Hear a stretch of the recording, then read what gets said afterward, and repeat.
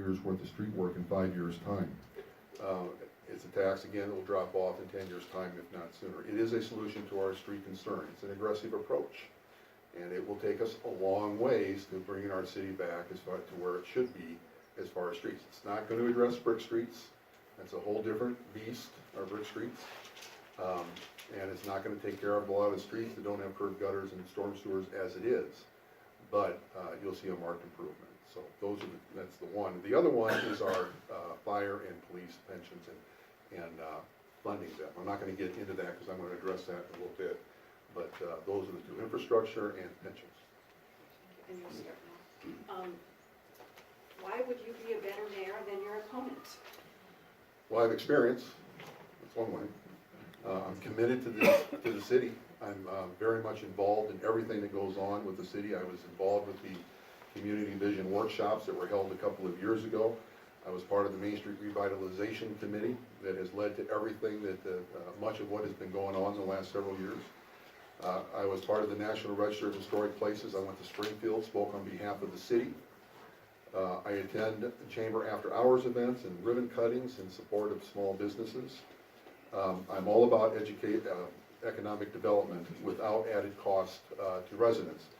And two examples, 4 years ago there was the talk of the old Walmart building and transforming that into a business park and initiating a 1% tax on those businesses out there in order to develop that area. And Ray, I know, supported that. I did not support that. I thought it was unfair to those businesses out there to have to collect at 1%. They have competitors in town. It did not go through, and look what has happened.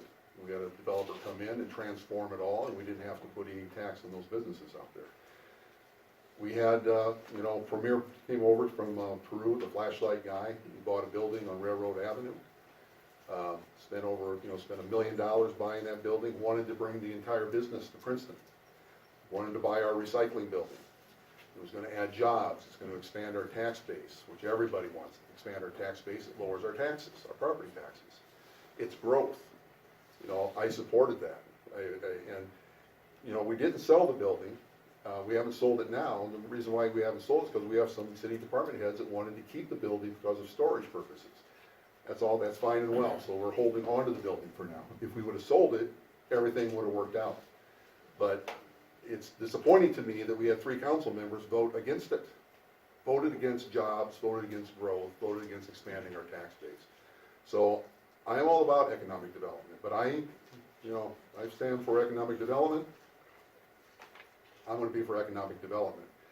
And you see that, in the past, people talk, I tell you to run for office, economic development this, economic development that, I'm all for it. When the time comes for economic development, you turn your back to it.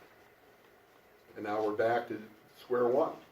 Everybody wants economic development. Well, fool me once, shame on you, fool me twice, shame on you, shame on me. That's how I feel about it. So economic development to me is paramount to our growth. And we need slow, consistent growth. If you don't have slow, consistent growth, everything's going to go back to the way it was. You'll die as a community. I'm transparent. I maintain a Facebook page. I spend a heck of a lot of time on it. I'm with people at a drop of a hat. Someone calls me. They want to meet with me. I go out. I meet with them. I meet with businesses. I'm on the street. So I commit the time. So that's my answer.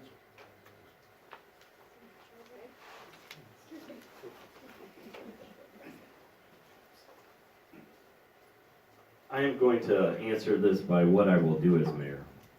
I offer a leadership that is about team. We as a council are all here to make Princeton better and serve as stewards of the taxpayers' money. I understand that the council will not see things eye to eye on various issues, but I will be respectful of the members' views and ask that they are in turn respectful of the rest of ours.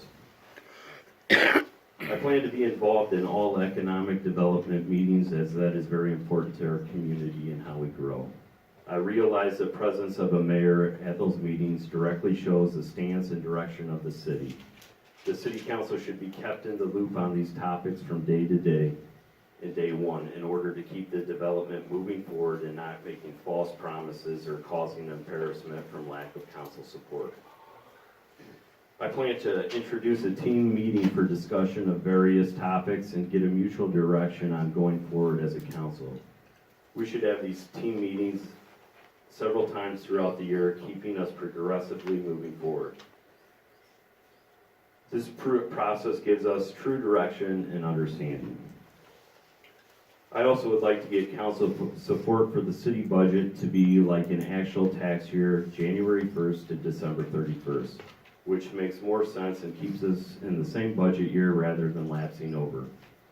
It has been, in my opinion, crazy to have it split on 2 different years and fall during a spring election, which I believe the city manager already agrees with me on this. Thank you, Ray.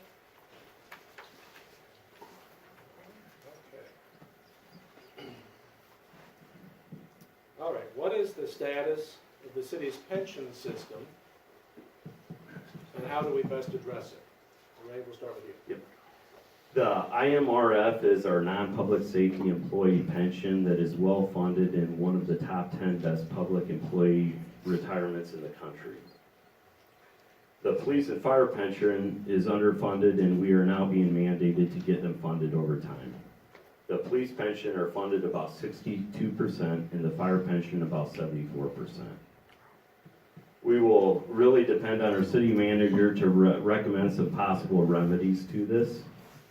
Other options may be to lobby our state reps to give local government better access to revenue streams to augment pension contributions, allowing public pension funds to purchase the bonds and assets of revenue-producing infrastructure Illinois so desperately needs, such as railways, toll roads, utilities, smart technology systems, and the list goes on. These reliable investments provide a better rate of return. Another solution is combine the local police and fire pension funds into a new Illinois Police and Fire Pension Agency or into the IMRF to save costs and obtain higher returns on member assets. Well, I've got some facts and figures for you to give you a better understanding of what our pensions are all about. You know, we have 72 city employees. Most of them, 44 of them, have retirement plans through the Illinois Municipal Retirement Fund. It's not a state agency, but it does follow state regulations. It is a very well-run retirement fund, as Ray mentioned. It's well-funded, and it's not an ongoing concern. Its funding status is about 93%. Fire and police employees are not covered by IMRF. They are separate, and the funding comes from the city. It's a public pension. You and I are paying for the pensions for fire and police. So I want to give you some comparisons as to what's been going on in some communities around as far as what they're seeing with their pensions. Just a couple of comparisons. Peoria, for instance, 85%, I think Rachel mentioned 75% of our property tax revenue goes to pay for pensions. In Peoria, it's 85% of their property taxes. They have a $1.5 million budget shortfall due to the pension obligations that they have. So they laid off 27 employees to cut their deficit. Over in LaSalle, their pensions are funded at 30%. You know, as Ray mentioned, our pensions are funded at 62% police and 74% fire. So, and by and large, across the state, we do much better than most municipalities as far as funding is concerned. But again, they're at 30%. So they raised their property tax levy by 15% to battle these pension responsibilities. Geneseo, their pensions are funded at 53%. They increased their tax levy by 10%.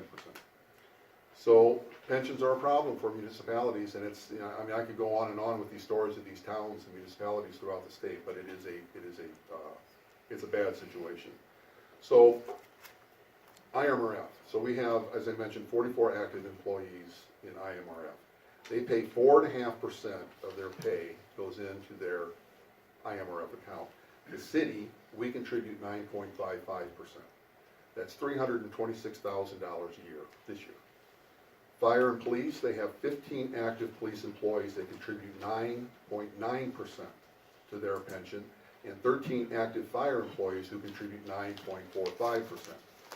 This year, the amount the city will contribute to fire and police pensions with 28 active employees compared to 44 in IMRF is $770,000. and this is paid primarily with property taxes. So our total budget for property taxes is about $1.2 million, so well over half of what we bring in property taxes is going to pay for pensions. So going forward, I mentioned in my opening that one of the things that we've cut spending on is we have a new health insurance company, and we are saving $200,000 a year. And that $200,000 a year is helping us fund our pensions going forward. It's not going to take care of the problem.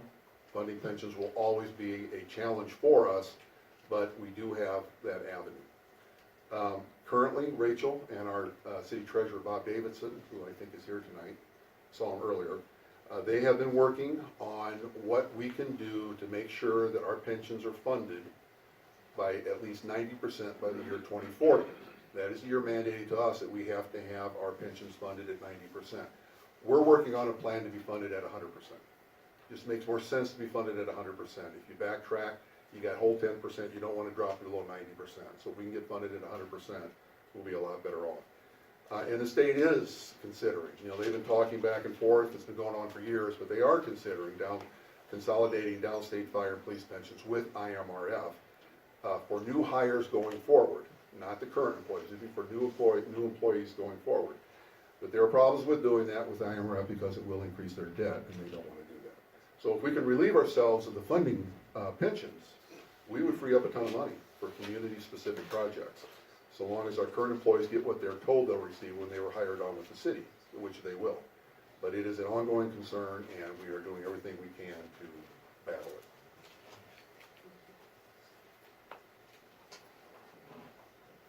And finally, the fun question. Please elaborate on one thing that you're most proud of and the one thing you regret during your service as an elected official. Well, I look at everything that has happened the last 4 years, everything that has been achieved the past 4 years, we've done as a community. People want to be part of Princeton. The people that live here love what's going on. I hear that all the time. The quality of life in Princeton is increasing, and that's our goal, is to continue to keep it increasing, especially with those 4 new committees that I mentioned. Not any one individual can make things happen, but as a community we can accomplish anything, and that's been proven, even in the face of adversity. And there are no signs of letting up. I'm also proud of the transparency that we show as a city. Our council meetings are now shown. You can watch them on the city website the day after the council meetings. They're all on there. You can come to the meetings. There's 2 opportunities for you to ask questions, public comment section. We're transparent on our website. I'm transparent on my Facebook page. We are a community that is on the move, and people from outside of Princeton know that. So I don't think many would disagree that as a community, we are far better off today than we were 4 years ago. And I'm very proud of that, as well we should be, because we're all part of it. The one thing that I regret, I'm not going to go into it too much because I just did, but that was that we didn't sell our recycling center to Premier and advance economic development. We'll have more opportunities in the future. We just need to make sure we get over the hump.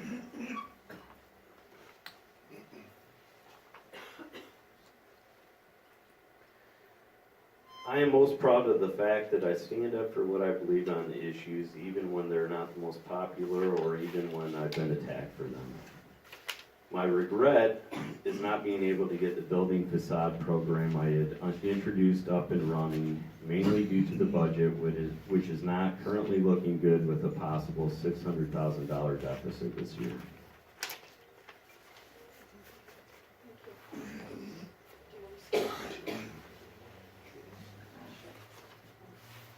We are now going to read the questions that were submitted by the audience. We are not going to censor them in any way. We will read the questions as they were presented. And so here we go. Okay, there are 3 questions regarding trees in the city of Princeton. So maybe I'll just ask them all, and sort of be a blanket question here. One question says, as trees continue to age in our community, do you have a plan to repopulate our urban forest? Similar question, as the ash trees continue to decline in our area, they are beginning to become hazardous. Many ash trees are on homeowners' property, but pose risk to the community. Do you have a plan to mitigate this risk? And also, would you encourage a tree committee to be formed that would function to help preserve, protect, develop, and enhance the community. And we are working on that. As a matter of fact, or, Sorry, Ray. oh, I'm sorry. Sorry. I don't think it would be a bad idea to create a committee to look at that. I mean, it sounds like it will be an issue coming up, and where the trees are located, of course, are gonna be a major factor of that, especially if they're affecting power lines and other infrastructure that we have as a city. So I think that could very well be taken into effect to form a committee or something like that. Yeah, I'm all for trees. That bringing trees back to Main Street was very important to me. And we do have a tree program with the city of Princeton, and if you replace a tree in your yard, I believe it's, you can be reimbursed $50 for any tree that you plant in your yard, so long as you come to City Hall and let us know what the tree is, where it's gonna be planted, and so on. But we have absolutely have discussed in the last couple of years of having a tree committee formed. And we have some very, very smart people in the community that work for tree services that are interested in doing this. We need to, the canopy in this city, we've heard it time and again, has been dissipated. And we do have some very old trees. We've seen it out at Oakland Cemetery, and we've got those pretty much cleaned up. But so, yeah, it's, again, all about trees, and I support anything that we can do to eliminate the old trees, the dying trees, the dead trees, and replace them with new trees. Okay, thank you. Next question is, what is your plan to combat drug problems within the city, most importantly, our youth? Well, the best person to answer that would be our police chief in the back row. But this is, opioid crisis, and, I mean, this is, without doubt, is a problem throughout the area. And I know that Tom has been working with other agencies, and, they have been formulating some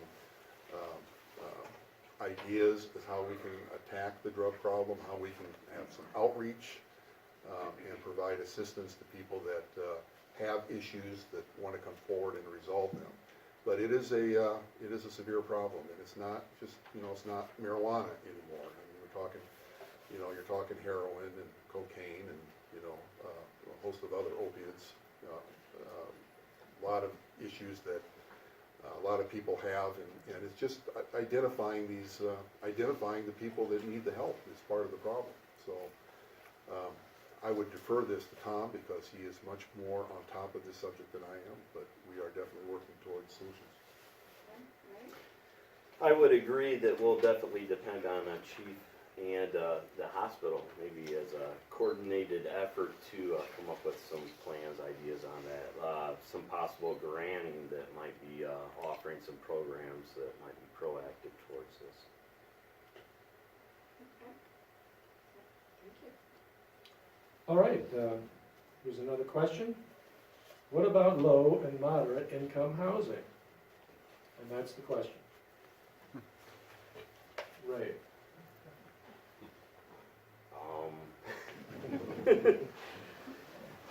I assume the question is asking more or less like that we need more of it.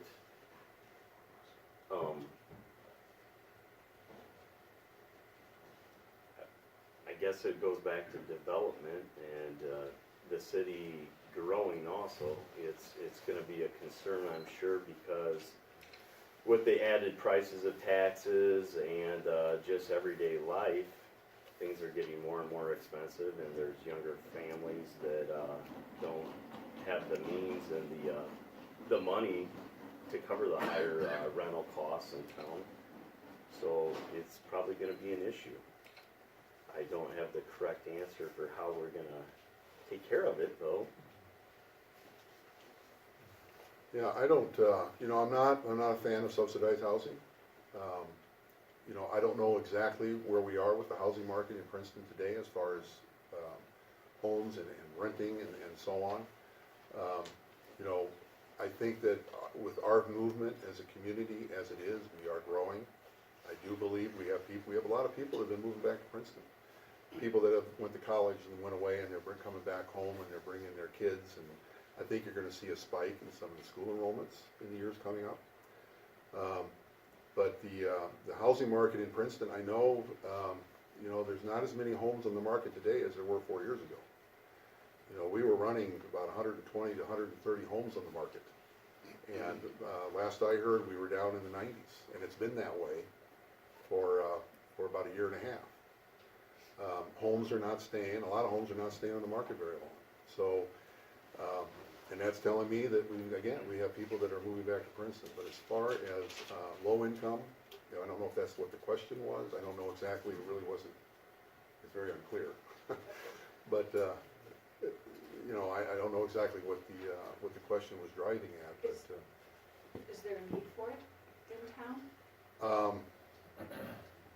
I don't know if there's a need for it. I have not heard personally of a need for low-income housing in Princeton. Maybe I could be wrong on that, but I have not been told personally that is a concern. So I don't know if the need's there or not. And Joel, the next question's for you, but since I asked that, Ray, do you want to respond to that, whether you know the need in Princeton? I think there's probably a need in every community. I know there's various programs out there, like I believe the HUD and stuff that offsets the cost of some rents, so it makes it more affordable if it's out of the person's price range already. So I'm sure there's a need, but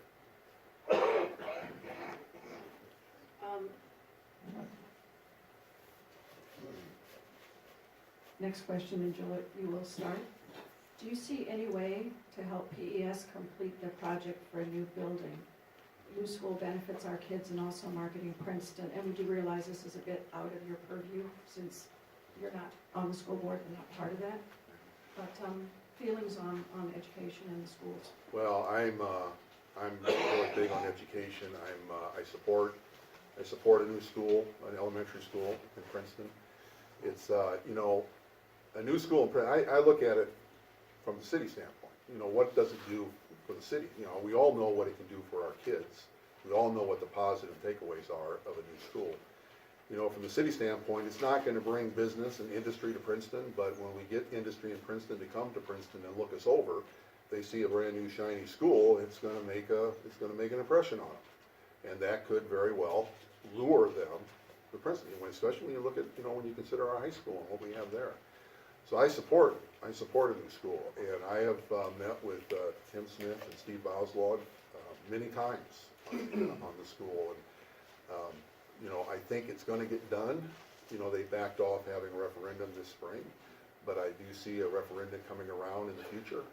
I don't know how sure they are of it, but I think they will. I think it's going to come around again, and I think their strategy on, you know, presenting it to the community will be even more broad-based than it was the first time around, and it, you know, it barely failed the first time around. So I'm total support of new school. I also somewhat biased support a new school because I have 2 young children that live in this community, and I very much care about their education. I think new schools definitely help with economic development. Kind of how Joel said, when people do come to town and they see a nice shiny school, rather than 3 or 4 different schools that are aging and not energy efficient, asbestos issues, the list goes on and on. It really becomes a problem to throw money at what's so old when it would be better money spent for something new. It's just doing it the right way. It would be nice to sit in on some conversations between maybe the city and the schools also, make sure it's being done right. Does it have the proper security? Is it maybe not as fancy as it can be on the outside to save some money? Are there some other land options out there that might be more cost effective?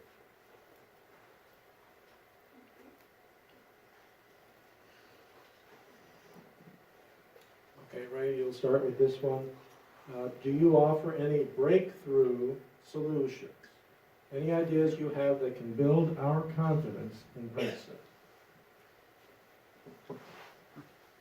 I think economic development, just being open-minded on how we can get more business in town, sustain what businesses we do have in town already. I think it's a team effort, and I think bringing the council together as a team and just being able to communicate, brainstorm, the more heads put together, the better. It can't be an I, there's no I in team. What's the question? Do you offer any breakthrough solutions, any ideas you have that can build our confidence in Princeton? Well, I think confidence in Princeton right now is at a very high. I think it's very high. You know, I mentioned earlier that, sorry, Terry. I mentioned earlier how, you know, everybody wants to be involved with what's going on in Princeton. And everything that we've been doing in town the last 4 years has built us to where we are today. When you look at Main Street, I mean, it's just, you know, we've had, in the last 3 years, it's the number of ribbon cuttings have just been amazing at the businesses that have opened up in Princeton. 75, I think, in the last 3 years, which is an incredible, and that also includes businesses that have moved to a different location, but that's because they want, they're reinvesting in Princeton. Ray, they did that with the studio, so, you know, it's a reinvestment in our town. You know, what we got doing going, and we got some ideas going forward. I really don't want to share anything along those lines tonight because nothing's been solidified, but we do have ideas going forward this year to, again, increase the cost, or not the cost of living, but to increase the quality of life for all our residents. And it has a tourism bent to it. So we have a lot of things that are going on. I just, you know, it's you know, we're just sprouting out in all sorts of different directions, and things are just very positive for us.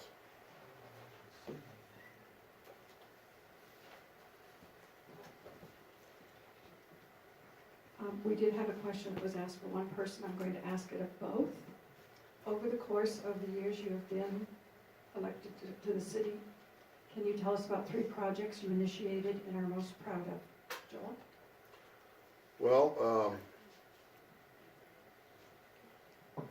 one thing I did when I was on the council, when I was on the city council, when I was a council member, I brought to the council the idea of having every ordinance go through 2 readings.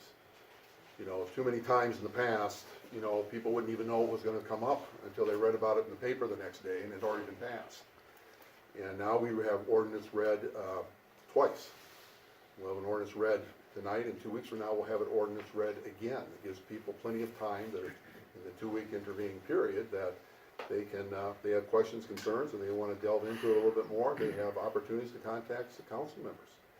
So the 2 readings, I think, is something that's been really, really positive. The one thing I mentioned earlier is making Kim Fry our tourism director.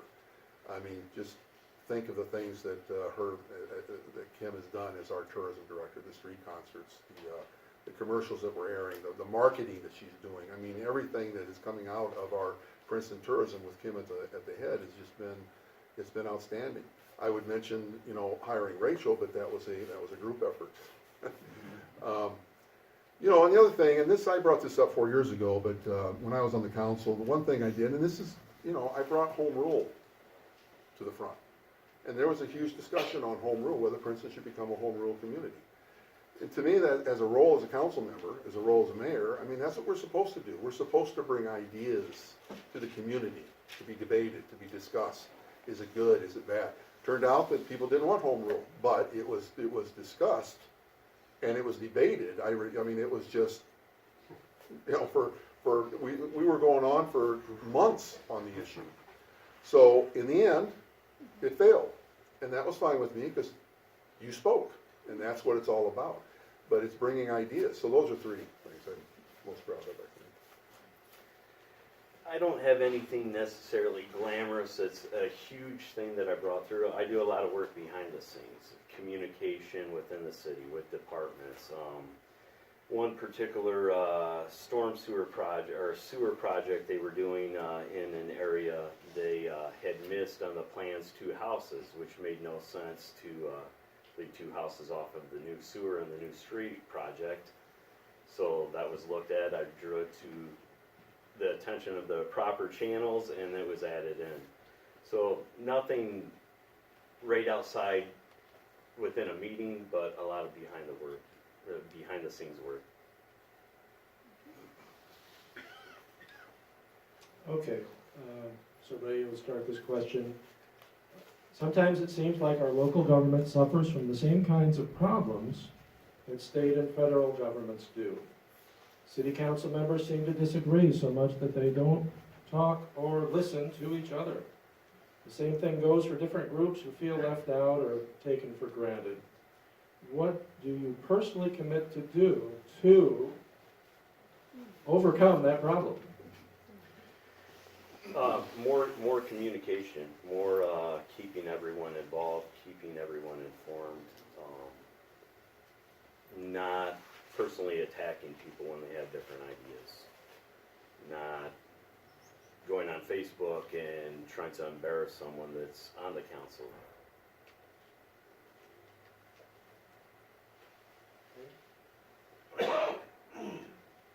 Read that to me, That's a long one.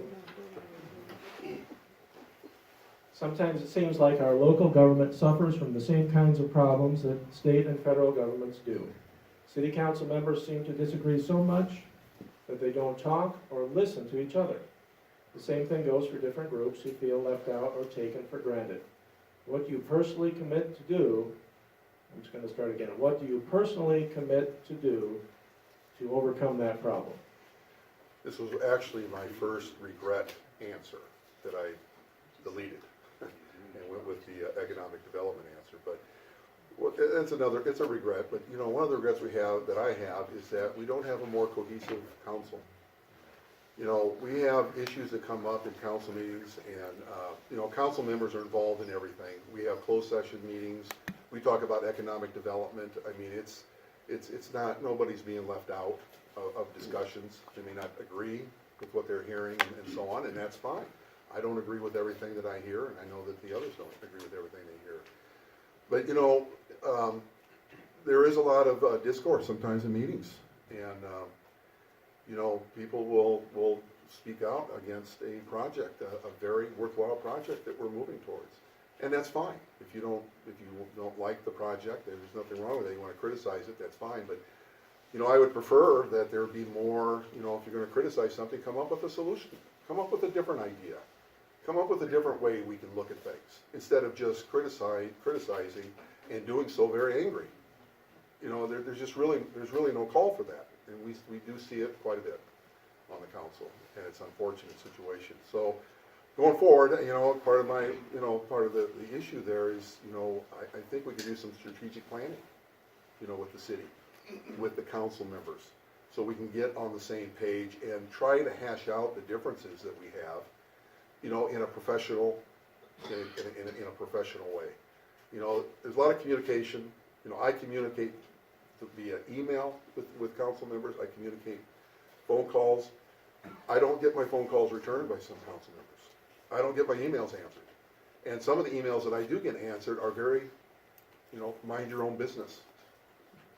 You know, and you know, I'll take my direction from the city manager, not from you. I mean, it's a disrespect, not of me, I don't care about me, but it does disrespect the office of mayor. And we do have a lot of that discourse, and I want to see it corrected, and I think if we do a strategic plan going forward, I think that could be the solution. And, well, I hope it would be the solution, but we just need a better, cohesive, professional council.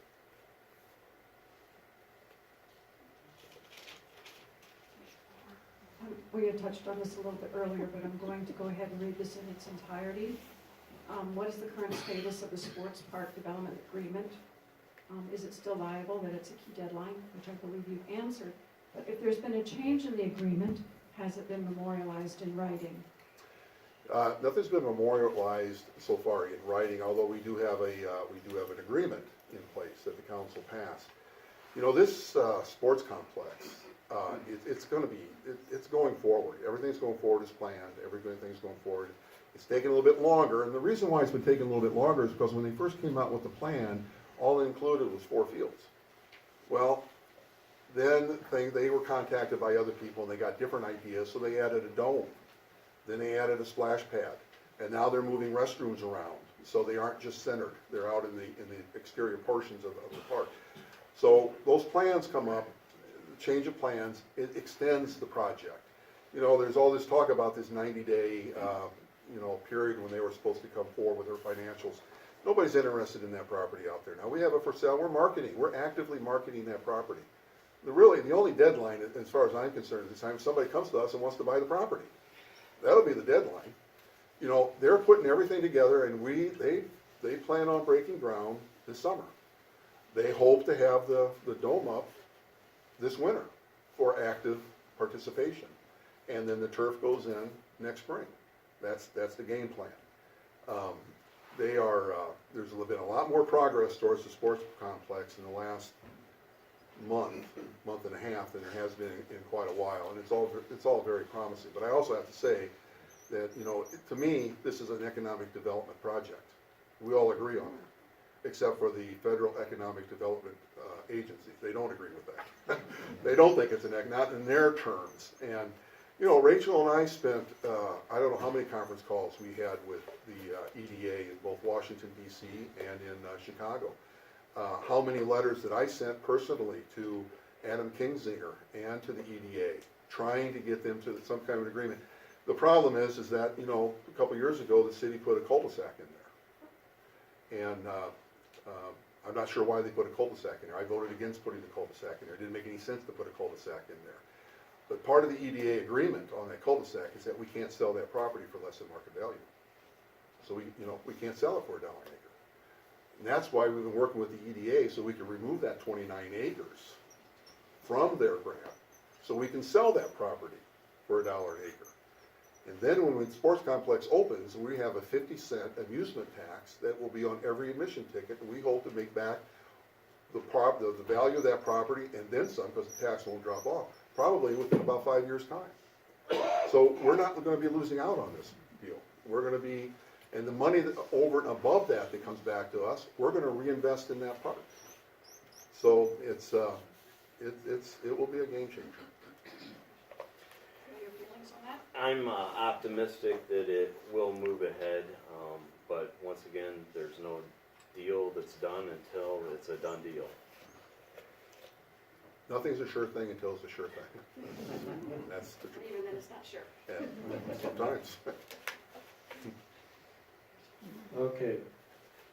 This question is about taxes. People who live in Princeton and Bureau County, like almost everywhere else, are frustrated about the high tax rates here, and they feel like they can't take it anymore. The other side of the coin is that the assessed value of their properties is much lower than elsewhere, and they have high expectations of city services. So there's two questions here. What's your take on this situation? What are some realistic steps the city can take to make things better for everyone? I agree, people are frustrated with taxes. We're in a state where it comes from the bigger government down to us, and by them mandating certain things, it's depressing. The best thing I see is growth of all kinds. Tourism, small business, big business. We need growth to sustain what we've got. The other question, or did I hit them both? Okay. What's your take on the situation? What are some realistic steps the city can take to make things better for everyone? Growth. All right. And that's why Premier was so important to us. The one thing about Premier Products, they came back and, they wanted to move their entire operation here. I had an email conversation with Cody, the owner of Premier, a couple of months ago, asking him how things were going out on Railroad Avenue. That's where the old Innis building that they moved into. And he wrote back, very polite, everything's going very well. But what we haven't heard from Cody since then is about moving over here to Princeton. And I think that he was disenchanted that we had 3 council members vote no on growth. Ray's right. You got to have growth. You got to have slow, consistent growth. You can't turn your back on it when it stares you in the face. You know, the growth and bringing business to town, that expands our tax base, and that's what lowers people's property taxes. You know, taxes are a necessary evil, and you can't run a city or you know, without them. And, you know, the state has its issues, and you know, and we're always battling with the state and making sure that we continue to get our share of the revenue that comes from the state, because the way the state is and the way the condition they're going, they've threatened to withhold sharing with us and the money that is due to us. As a matter of fact, on our non-home rule sales tax that was passed in '04, you know, they put on a 2% administrative fee on that 2 years ago, and they then eventually lowered it to 1.5%. So they're because they're collecting it from us. They always used to collect it and just send it to us, but now they're holding back 1.5%, and that hurts us obviously, because it reduces the revenue that we're counting on and seeking. So, you know, Ray's right. It starts at the top and at the state level as far as we're concerned, and we just need to, whenever we can. We have a really good relationship with Dan Swanson, our state representative. We have a great relationship with Chuck Weaver, our state senator. We are in contact with him on a regular basis, and Dan even has an office at City Hall that is manned on Monday mornings. So we are able to keep in contact, but you know, they are both Republicans in a very, very strong Democratic state, and I don't know how much pull they have, but it's just something that we have to plow through. Thank you. That's winding up. We're getting close to the end of our time, so we'll wind up the questions, and each of the candidates is now given 2 minutes for a closing statement. And that's what, Joel, since Ray started, do you want to do yours first? Yeah, again, I go back to where we were 4 years ago and where we are today. And I don't think, you know, if you really honestly ask yourself, are we better off today than we were 4 years ago, how can you answer no? I just don't see how you can answer no to that question. And we have a lot, again, we have a lot of optimism in this town. It's what's forcing our momentum. You know, we hear it, and again, it's not from the resident, we hear it from residents in town, but we hear it from people from an hour away radius of Princeton. You know, they hear about what's going on here. They're interested in what we're doing and why we're doing what we're doing, why we're having the success that we're having.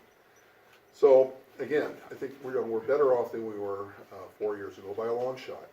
So when I gave my State of the City address a couple weeks ago, I ended with what I'm going to read now, because this is what I truly feel as someone who is from Princeton, who grew up in Princeton. But President Ronald Reagan, you know, he referred many times to the old phrase of a shining city upon a hill, but he never communicated on what he meant when he said it.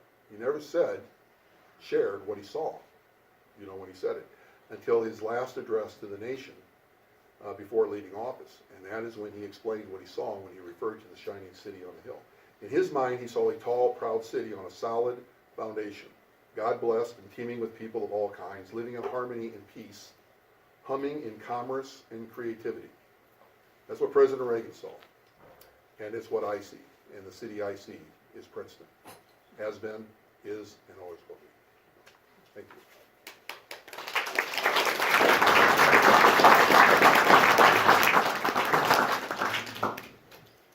I want to close on that.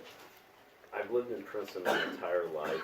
I'm very passionate about Princeton. I first became involved in city government at the age of 25 years old when I started going to council meetings. And by going to those meetings, it enticed me to be a part of this community, and rather than sit back and complain about problems, try and be a solver of the problems. And I sit here at 43 years, and I've been 43 years old, and I've been involved in quite a bit. I've seen Princeton change. I love it still. I love what Princeton has done, what Princeton can do, and I think Princeton holds a great future. I would like to thank you all for coming out tonight. I appreciate you taking the time and interest in our community, and I would appreciate your vote and look forward to the opportunity to be your potential mayor. Thank you.